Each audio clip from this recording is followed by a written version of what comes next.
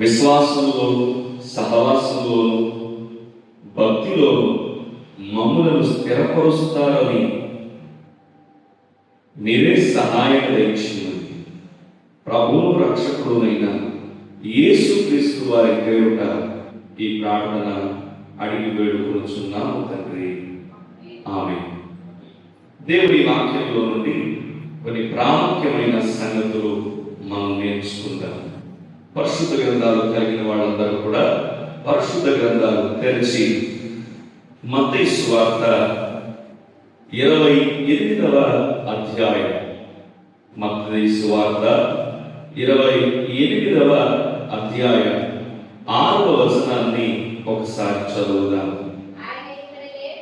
ఆయన ఇక్కడ లేడు, తాను చెప్పినట్లే ఆయన లేచి ఉన్నాడు.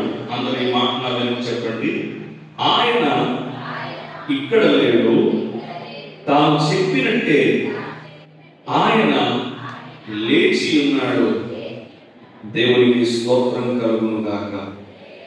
యేసుక్రీస్తు ప్రభువు వారు సర్వ మానవాళి పాపము పరిహారించుట కొరకై తన రక్తాన్ని చిందించి ఆ గొల్గొతా కొండపై ఉదయము 9 గంటల వరకు సిలువ వేయబడి మధ్యాహ్నము 3 గంటల వరకు ఆ సిలువలో వేలాడుతూ పలికినటువంటి 7 ప్రాముఖ్యమైన సంగతులు మనము గుడ్ ఫ్రైడే రోజున ధ్యానం చేసుకున్నాం. ఆ తదుపరి ఆయన సమాధి చేయబడినటువంటి విధానాన్ని మనం చూస్తున్నాం. అయితే ఆదివారమున ఇంకా చీకటిగా ఉన్నటువంటి తరుణంలో, సమయంలో, తెల్లవారుజామున 3 గంటల ప్రాంతంలో ఆయన మరణాన్ని గెలిచి తిరిగి పునరుద్ధానుడై సంచరించినటువంటి ఆ సందర్భాలని మనం జ్ఞాపకం చేసుకుంటున్నాం. ఈ లేఖన భాగంలో మత్తయి సువార్త 28వ అధ్యాయం 6వ వచనాన్ని మనం బాగుగా గమనించినప్పుడు ఆయన ఇక్కడ లేడు, తాను చెప్పినట్టే ఆయన లేచి ఉన్నాడు. యేసుక్రీస్తు ప్రభువు వారు చెప్పినది ఏదైనా సరే తప్పక నెరవేర్చబడుతూ ఉంది. మనుషుల మాటలు నెరవేర్చకపోవచ్చు, నెరవేరకపోవచ్చు. అందుకే లూకా సువార్త 1వ అధ్యాయము 37వ వచనాన్ని మనం చదివినప్పుడు 36వ వచనాన్ని గాని ఆయన చెప్పిన ఏ మాటైనను కూడా నిరర్థకము కాదు. ఆయన చెప్పాడు, నేను తిరిగి లేస్తాను అని. ప్రియులారా, ఆయన సమాధిని గెలిచినటువంటి దేవుడుగా ఉన్నారు, మరణాన్ని గెలిచినటువంటి దేవుడుగా ఉన్నారు, పునరుద్ధానుడై సజీవుడుగా సంచరించినటువంటి ఆ సందర్భాలని మనం చూస్తూ ఉన్నాం. అయితే కొన్ని ప్రాముఖ్యమైనటువంటి సంగతులు దేవుని వాక్యంలో నుండి మీకు జ్ఞాపకం చేయడానికి నేను ఇష్టపడుతూ ఉన్నాను. అలనాడు అనేక మంది ప్రవక్తల ద్వారా ప్రవచించబడిన, పలకబడినటువంటి మాటలు నెరవేర్పును మనం చూస్తున్నాం.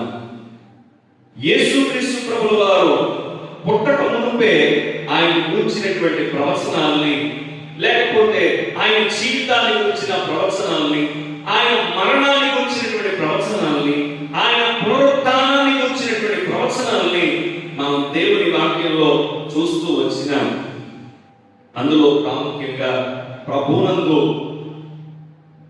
మృతి పొందినటువంటి మృతులను గురించిన కూడా ఒక అద్భుతమైనటువంటి భరోసాను యేసుక్రీస్తు ప్రభువు వారు ఈ పునరుద్ధానపు ఆరాధన ద్వారా మనందరికీ దయచేసిన వారై ఉన్నారు.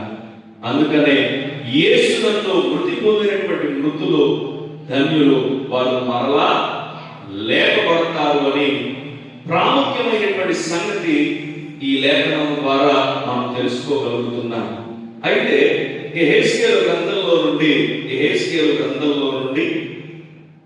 37వ అధ్యాయం యెహెజ్కేలు గ్రంథం 37వ అధ్యాయం 12వ వచనం నుండి 14వ వచనం వరకు మనం చదివినప్పుడు, కాబట్టి ప్రవచనం ఎత్తి వారితో ఇట్లను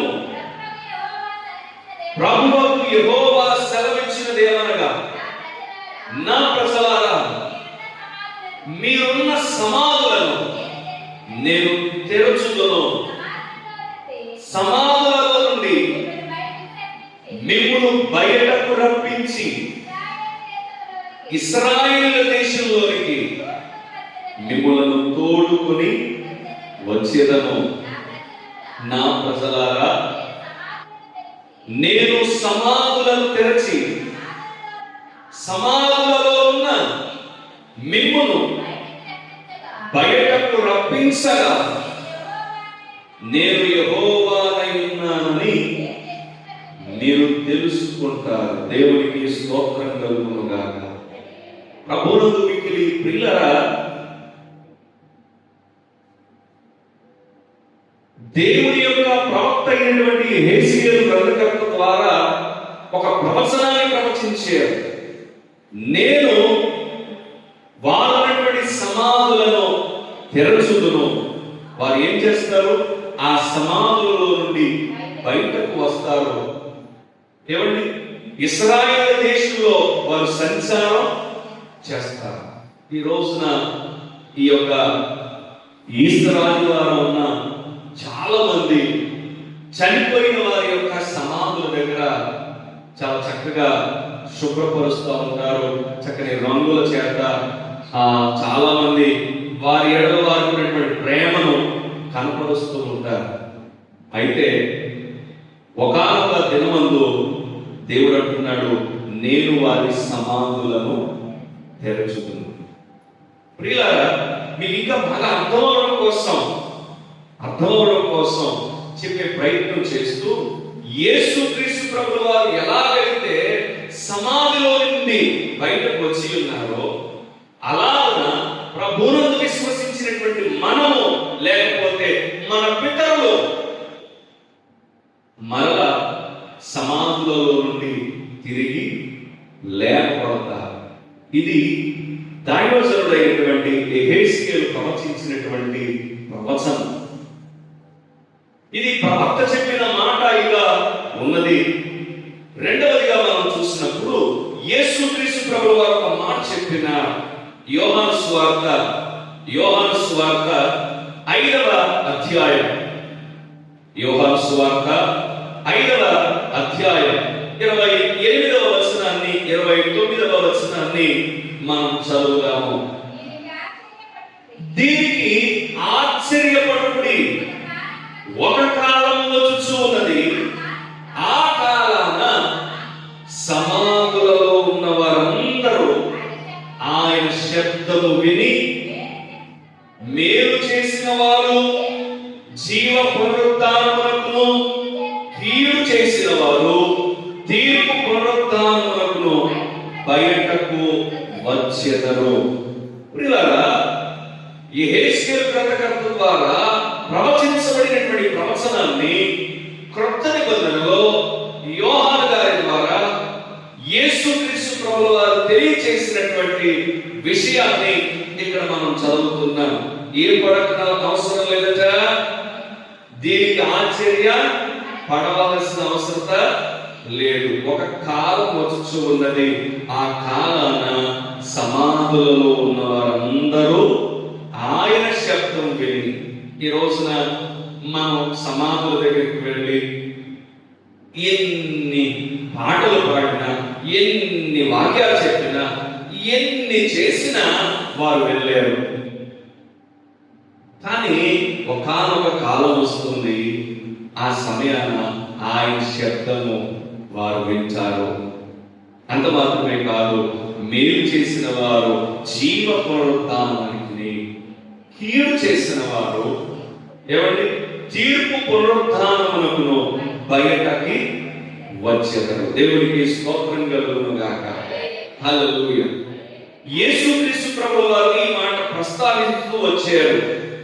మీకు అర్థం అవడం కోసం 5వ అధ్యాయం 19వ వచనాన్ని మొదటి మాటను మనం చదివినప్పుడు, కాబట్టి యేసు వారికి ఇట్లు ప్రత్యుత్తరం ఇచ్చెను అంటే, ఈ మాట ఎవరు చెప్తున్నారు?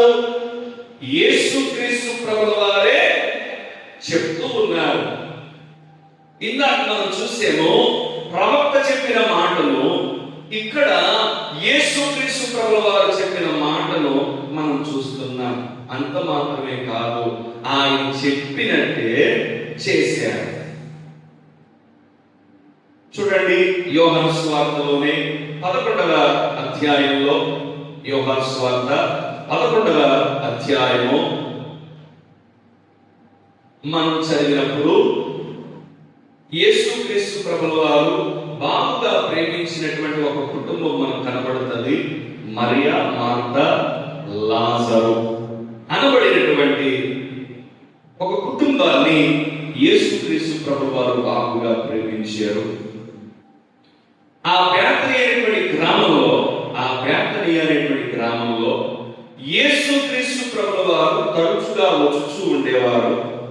ఆయనకు, ఆయన శిష్యులకు ఆ కుటుంబం చాలా ప్రేమించేవారు, ఆదరించేవారు, ఆతిథ్యాన్ని సిద్ధపాటు చేసేవారు. అయితే మార్త అద్భుతమైనటువంటి పరిచర్య చేస్తూ ఉండేది. మరియా యేసుక్రీస్తు ప్రభుల వారి యొక్క కూర్చుండి ఆయన చెప్పేటువంటి బోధను వింటూ ఉండేది. కానీ వారి తమ్ముడైనటువంటి లాజరు ఏమండి, ఒక రోగం చేత మంచాన పడి ఉన్నాడు. యేసుక్రీస్తు ప్రభుల వారు చాలా పర్యాయాలు ఆ ఇంటికి వెళ్ళినారు. కానీ ఏనాడు కూడా ఆ లాజర్ని స్వస్థత కలిగించలేదు. వాస్తవానికి ఆయన ఒక్క మాట చేత ఏం చేయగలరు? స్వస్థత కలిగించగలరు. కానీ దేవుని మహిమ కొరకు ఆ కార్యాన్ని జరిగించలేరు. అయితే ఆ లాజరు అనేటువంటి వ్యక్తి చనిపోయినాడు. యేసుక్రీస్తు ప్రభుల వారు ఆ సంగతి తెలిసిన వెళ్ళే ప్రయత్నం చేసినప్పుడు శిష్యులు ఆయన్ని ఆటంకపరిచిన పరిస్థితిని మనం చూస్తున్నాం. కానీ మరలా 4 రోజుల తర్వాత ఆయన మరలా బేతనియాకు వెళదామని తన శిష్యులను ప్రోత్సహించి ఆయన ఆ ప్రాంతానికి వెళుతున్నటువంటి తరుణంలో చూడండి, యోహాను సువార్త 11వ అధ్యాయము 11వ వచనాన్ని ఒకసారి చదువుతాను. ఆయన ఈ మాటలు చెప్పిన తరువాత మన స్నేహితుడైన లాజరు నిద్రించుచూ ఉన్నాడు. అతని మేలుకొల్ప వెలుచున్నామని వారితో చెప్పగా శిష్యులు, ప్రభువా, అతడు నిద్రించిన ఎడల బాగుపడును అని. దేవునికి స్తోత్రం కలుగును గాక. వాస్తవానికి జరిగింది ఏంటి? లాజరు చనిపోయినాడు. లాజరు ఏమైనాడు? చనిపోయినాడు. యేసయ్య అంటున్నాడు, అతడు నిద్రిస్తూ ఉన్నాడు. తన శిష్యులు అంటున్నారు, ఒకవేళ నిద్రిస్తూ ఉంటే అతను మళ్ళా ఏమవుతాడు? బాగవుతాడు. ప్రియులారా, నేను జాగ్రత్తగా మాట్లాడుతూ అంటున్నాను. యేసుక్రీస్తు ప్రభుల వారు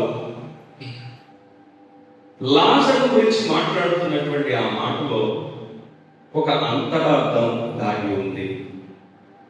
ఒకవేళ మన పితరులను, ఒకవేళ తల్లిని కావచ్చు, తండ్రిని కావచ్చు, కుమారులు కావచ్చు, కుమార్తెలు కావచ్చు, లేకపోతే కడుపు పుట్టినటువంటి బిడ్డలు కావచ్చు, రక్త సంబంధికులు కావచ్చు, మనం కోల్పోయినప్పుడు ఆ బాధ, ఆ వేదన వర్ణనాతీతంగా ఉంటుంది. మనం ఏమంటాము అని అంటే చనిపోయినారు, కాలం చేసేసారు, లేకపోతే ఏమండి ఇంకా ఏవో మాటలు చెప్తూ ఉంటాం. కానీ యేసయ్య గారు మాట్లాడుతున్నటువంటి ప్రాముఖ్యమైన మాట ఏంటో తెలిసిన, నిద్రించుచూ ఉన్నారు. ఈ రోజున మనకంటే ముందుగా ఏమండి ఈ లోక యాత్రను ముగించినటువంటి వారిని గురించి దేవుడు చెప్తున్న మాట ఏంటో తెలిసిన, వారు నిద్రించుచూ ఉన్నారు. తెస్సలోనికీయులకు రాసినటువంటి మొదటి పత్రిక 4వ అధ్యాయం 11వ వచనం నుంచి మనం కొన్ని మాటలు చదివినప్పుడు, సహోదరులారా నిరీక్షణ లేని ఇతరుల వలె. నేను అంటున్నాను, ఈ రోజు చాలా మంది సమాధుల దగ్గరికి వెళ్ళి చాలా దుఃఖంతో, బాధతో వారి హృదయాలు, వారి మనస్సులు చలించిపోతూ ఉంటాయి. కానీ ప్రభువునందు విశ్వసించినటువంటి మనకు ఒక నిరీక్షణ ఉంది. ఏంటి ఆ నిరీక్షణ అంటే, ఆయన ఎలాగైతే మరణాన్ని గెలిచి తిరిగి లేచారో అదే రీతిగా తన యందు మృతి పొందినటువంటి వారిని ఆయన మరలా ఏం చేస్తారు, లేపుతారు అనేటువంటి ఒక నిరీక్షణ ఉంది. ఆ నిరీక్షణకు ఆధారంగా ఈ తెస్సలోనికలో ఉన్నటువంటి సంఘానికి అపోస్తలుడైన పౌలు గారు పత్రిక రాస్తూ అక్కడ అంటున్నారు, సహోదరులారా నిరీక్షణ లేని ఇతరుల వలె మీరు దుఃఖపడకుండా నిమిత్తము నిద్రించుచూ ఉన్న వారిని గురించి ఏమంటున్నాడండి, నిద్రించుచున్న వారిని గురించి మీకు తెలియకుండా నాకు ఇష్టం లేదు. యేసు మృతి పొంది తిరిగి లేచినని మనము నమ్మిన ఎడల అదే ప్రకారంగా యేసునందు నిద్రించిన వారిని దేవుడు ఆయనతో కూడా ఏం చేస్తున్నాడు, వెంట పెట్టుకుని వస్తుంది. దేవునికి స్తోత్రం కలుగునుగా. రెండు చేతుల పైకి దగ్గరగా దేవునికి స్తోత్రం చెబుదామా? హల్లెలూయా. ఒకవేళ కుటుంబంలో కోల్పోయి హృదయ వేదనతో ఉన్నావేమో సహోదరి సహోదరుడా, దేవుడు మనకిస్తున్నటువంటి ఒక భరోసా ఏంటో తెలిసిన, యేసు మృతి పొంది తిరిగి లేచినని నమ్మిన ఎడల అదే ప్రకారం యేసునందు మృతి పొందినటువంటి మృతులను ఆయన తిరిగి వెంట పెట్టుకొని వస్తుంది. ఈ యోహాను సువార్త 11వ అధ్యాయంలో కూడా లాజరు గారి గురించి యేసుక్రీస్తు ప్రభువు వారు మాట్లాడిన మాట ఏంటో తెలిసిన, అతడు నిద్రించుచూ ఉన్నాడు, అతని మేల్కొల్ప వెళుచున్నామని వారితో చెప్పగా ఆయన శిష్యులు అంటున్నారు, ఒకవేళ ప్రభువా అతడు నిద్రించిన ఎడల ఏమవుతాడు? 14వ వచనాన్ని మనం చదువుతాం. కావున యేసు లాజరు ఏమైనాడు? చనిపోయాను. మీరు నమ్మునట్లు నేను అక్కడ ఉండలేదని మీ నిమిత్తము సంతోషించుచూ ఉన్నాను. అయినను అతని వద్దకు మనము వెళ్ళుదము రండని వారితో స్పష్టంగా తెలియజేస్తున్నాడు. దేవునికి స్తోత్రం కలుగును గాక. హల్లెలూయా. ప్రియులారా, లాజరు చనిపోయి 4 రోజులు అవుతుంది. సమాధి చేయబడ్డాడు. వారి అక్క చెల్లెళ్ళు చాలా దుఃఖంలో ఉన్నారు. వాస్తవానికి అతడు చనిపోయినప్పుడే యేసయ్య అక్కడ ఉండాలి. కానీ ఆ రోజు వారు రాలేకపోయినారు. 4 రోజులు గడుస్తున్నటువంటి తరుణంలో ఆయన తన శిష్యులను వెంట పెట్టుకుని ఆ బేతనీయ గ్రామానికి వెళుతున్నారు. ఈ లోపు యేసుక్రీస్తు ప్రభువు వారు వచ్చుచున్నారు అన్నటువంటి మాట మార్తకు మరియకు తెలిసినప్పుడు వారు యేసుక్రీస్తు ప్రభువు వారి మీద కలిగి ఉన్నటువంటి ప్రేమను బట్టి ఆయన ఎదుర్కొనడానికి మార్త పరుగులెత్తుకుంటూ వస్తుంది. 20వ వచనం మనం చదివితే అర్థమవుతుంది. మార్త యేసు వచ్చుచున్నాడని విని ఆయన ఎదుర్కొన వెళ్ళేను కానీ మరియ ఇంట్లో కూర్చుండి ఉండెను. మార్త మాట్లాడే విధానం చూడండి ఒకసారి. యేసుతో, ప్రభువా, నీవు ఇక్కడ ఉండిన ఎడల నా సహోదరుడు చావకుండెను. అంటే లాజరు ఏమైనాడని ఆ మాటకు అర్థం, ఒకవేళ నీవే కనుక ఇక్కడ ఉంటే కనుక నా తమ్ముడు, నా సహోదరుడు ఏమవడు, చనిపోడు. కానీ అతడు ఏమైనాడు, చనిపోయినాడు అని అంటూ ఉన్నది. యేసయ్య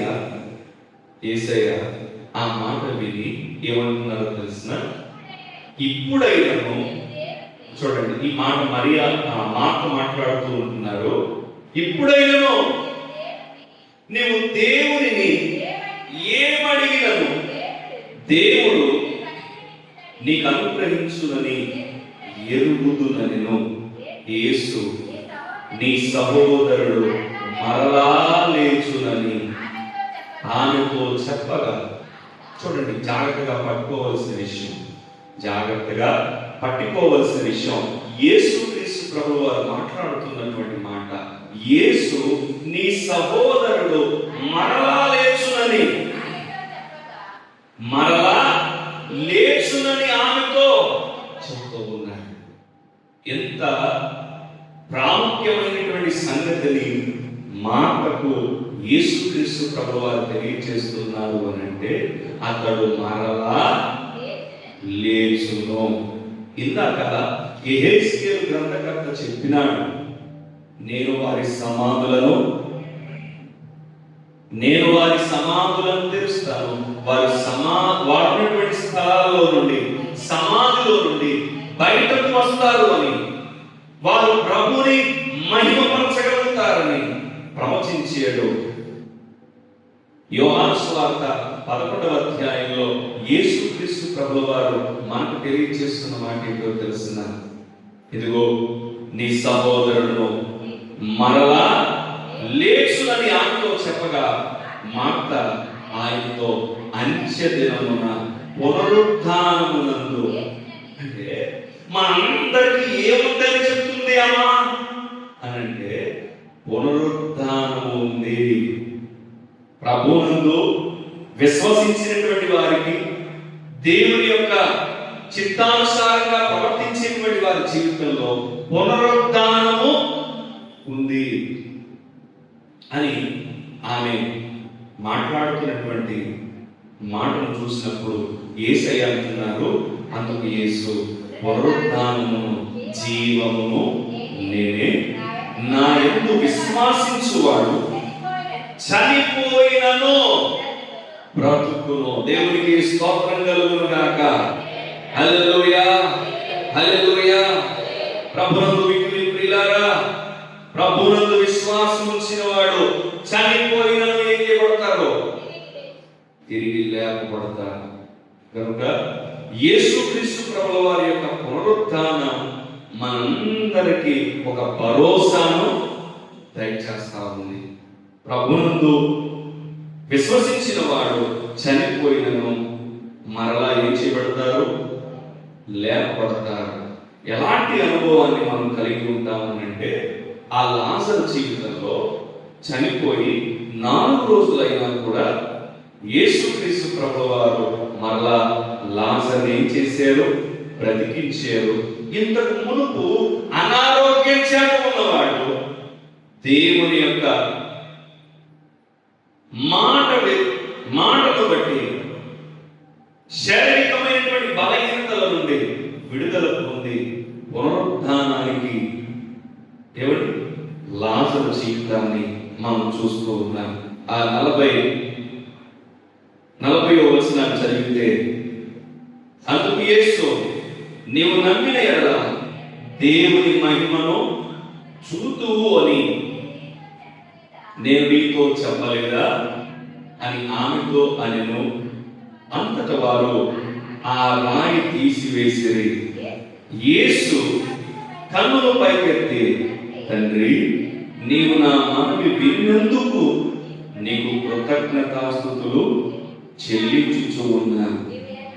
నీవు ఎల్లప్పుడూ నా మనవి వినుచున్నావని నేను ఎరుగుదును గాని నీవు నన్ను పంపితివని చుట్టూ నిలిచి ఉన్న ఈ జన సమూహము నమ్మునట్లు వారి నిమిత్తమై ఈ మాట చెప్పి తిని అని 43వ వచనం 44వ వచనం కూడా చదివితే, ఆయన అలాగ చెప్పి లాజరు బయటికి రమ్మని బిగ్గరగా చెప్పగా చనిపోయిన వాడు కాళ్ళు చేతులు ప్రేత వస్త్రముల చేత కట్టబడిన వాడై వెలుపలకి వచ్చెను. దేవునికి స్తోత్రం కలుగును గాక. సమాధి చేయబడినటువంటి లాజరు తిరిగి సమాధిలో నుండి జీవాన్ని పోసుకుని బయటకు రావడాన్ని మనం చూస్తున్నాం. ఈ రోజున ప్రభువునందు విశ్వసించినటువంటి మనకు కూడా ఆయన పునరుద్ధానాన్ని అనుగ్రహిస్తాడు అని చెప్పడానికి ఈ యొక్క మాటలే సాక్షాత్తంగా ఉన్నాయి. చివరిగా కొరింథీయులకు రాసినటువంటి మొదటి పత్రిక, కొరింథీయులకు రాసిన మొదటి పత్రిక 15వ అధ్యాయం 51, 52 వచనాలు మనం చదివినప్పుడు ఇక్కడ ఒక అద్భుతమైన విషయాన్ని అపోస్తలుడైన పౌలు గారు తెలియజేస్తున్నాడు. ఏమంటే, ఇదిగో మీకు ఒక మర్మం చెప్పుచున్నాను, మనమందరము నిద్రించము గాని నిమిషంలో ఒక రెప్పపాటున కడబోర మ్రోగగానే మనమందరము మార్పు పొందుదుము. బోర మ్రోగును, అప్పుడు మృతులు అక్షయముగా లేపబడుదురు, మనము మార్పు పొందుదుము.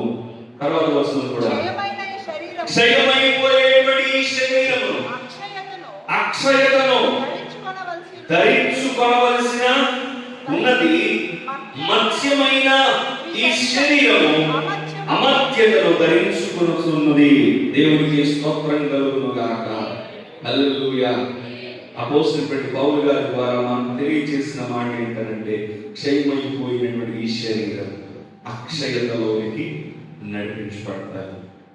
ఏమండి, కొన్నిసార్లు మనవారు శారీరకమైనటువంటి రోగాల చేత మరణించి ఉండవచ్చు కాక, కొన్ని ప్రమాదాల వల్ల మరణించి ఉండవచ్చు గాక, మరణం ఏ విధంగా రావచ్చు గాక.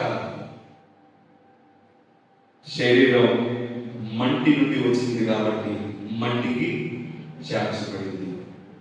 దేవుని యొద్ద నుంచి ఆత్మ వచ్చినది కాబట్టి మరలా దేవుని యొద్దకు చేరడానికి ఆయన విశ్వసించగలిగితే మన ఆత్మ దేవుని యొద్దకు చేర్చబడగలుగుతుంది. ఆ ఆత్మ ఎలాంటి అనుభవాన్ని కలిగి ఉంటుంది అని అంటే, ఏమండి, అక్షయతను ధరించుకున్న ఏమండి స్థితిలో మనం చూడగలుగుతాం. అందుకే మన జీవితాల్లో కోల్పోయిన బిడ్డలను, లేకపోతే మనకు సంబంధించినటువంటి వ్యక్తులను మరలా తిరిగి కలుసుకోవడానికి ఈ పునరుద్ధానమే ఒక నిదర్శనం. కనుక దేవుని యందు మృతి పొందినటువంటి మృతులు ధన్యులు అని రాయబడుతుంది. కనుక దేవుని వాక్యాన్ని బట్టి మనం ఆయన ఇక్కడ లేడు, ఆయన చెప్పినట్టే ఆయన లేచి ఉన్నాడు. మనము కూడా ఆయన విశ్వసించగలిగిన వారమైతే మనము కూడా ఒకనొక సందర్భాన మన వారిని మరలా కలుసుకుంటాం అట్టి నిరీక్షణ చేత మనం బలపరచబడుదుము గాక. ఆమేన్. తలవంచండి, ప్రార్థన చేసుకుందాం. తలవంచండి, ప్రార్థన చేసుకుందాం. యేసుక్రీస్తు ప్రభువు వారు మరణాన్ని గెలిచి తిరిగి లేచిన అనుభవాన్ని మన పాపముల నిమిత్తం మన పక్షాన ఆయన చనిపోయి సమాధి చేయబడి మూడవ దినాన సజీవుడుగా మరలా ఆయన మరణాన్ని గెలిచినటువంటి విధానాన్ని మనం తెలుసుకోగలుగుతున్నాం. ప్రవక్తల ద్వారా ప్రవచించబడినటువంటి మాటలు విన్నాం. యేసుక్రీస్తు ప్రభువు వారు చెప్పిన మాటలు విన్నాం. ఆయన చేసిన కార్యాలు చూశాం. అంత మాత్రమే కాదు, అపోస్తలుడైన పౌలు గారు కూడా కొరింథీ సంఘానికి రాసినటువంటి పత్రికలో ఇదిగో క్షయమైపోయేటువంటి శరీరము అక్షయతను ధరించుకుంటుంది. ఏ సహోదరి సహోదరుడా, నీ నా జీవితంలో ఒకవేళ కుటుంబంలో కోల్పోయిన వ్యక్తుల విషయంలో బాధలో ఉన్నావేమో, ఈ రోజున సమాధానం శుభ్రపరుస్తున్నావేమో, ఏదో అట్టహాస్యంగా రంగులు అందుతున్నావేమో, ఇవేమి అవసరాలా? ఇవేమి అవసరాలా? ఒక దినం వస్తుంది, ఆయన స్వరం వింటారు, సమాధులలో ఉన్నవారు లేనపడతారు. మనం కూడా ప్రభువును విశ్వసించిన వారమైతే ఆయన రాజ్యంలో మన వారిని కలుసుకొని పోతా ఉన్నాం. నీ యొక్క బాధ దుఃఖం నివారణ కాబోతా ఉంది కనుక యేసయ్య నీ పునరుద్ధానము నాకు నిరీక్షణ కలిగజేసింది, నీ పునరుద్ధానము నాకు భరోసానిచ్చిందయ్యా. ఒకవేళ నీవు మరణాన్ని కనుక గెలవకపోతే నా పరిస్థితి ఏమవునో అని ఆందోళనలో ఉండిపోయేది. కానీ నీవు మరణాన్ని గెలిచినటువంటి వీరుడవు, జయశీలుడవు.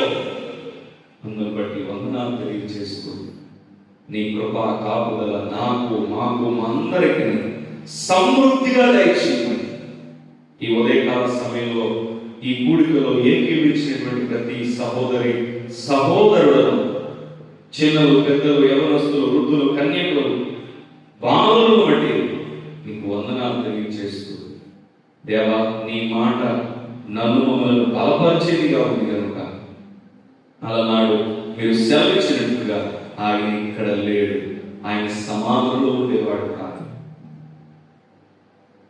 ఆయన లేచి ఉన్నాడు అనేటువంటి సంగతిని ఇదిగో ఆ స్త్రీలు లోకమంతటికి ప్రచురించున్నట్టుగా దేవా, నీ యొక్క వాక్కు చేత మేము బలపరచబడి అనేకులను బలపరచడానికి సహాయాన్ని దయచేయండి. ప్రభువును రక్షకుడైన యేసుక్రీస్తు వారి పేరుట ఈ ప్రార్థన అడిగి వేడుకొనుచున్నాము తండ్రి. ఆమేన్. అందరికీ వందనాలు.